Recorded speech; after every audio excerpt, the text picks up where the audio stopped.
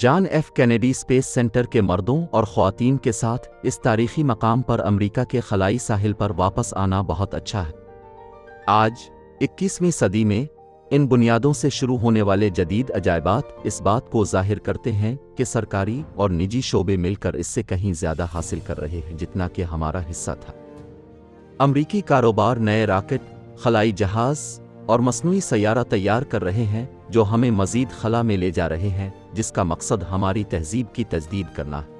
ایک ایسے صدر کے نام پر رکھا گیا جس نے امریکی عوام پر زور دیا کہ وہ دنیا کی سب سے بڑی خلائی سفر کرنے والی قوم بننے کے لیے اپنی بہترین کوششیں اور وسائل جمع کریں۔ انہوں نے کہا، میں جانتا ہوں کہ امریکہ ایک بار پھر دنیا کو ان بلندیوں سے حیران کر دے گا جن تک ہم پہنچتے ہیں اور جو عجائبات ہم حاصل کرتے ہیں۔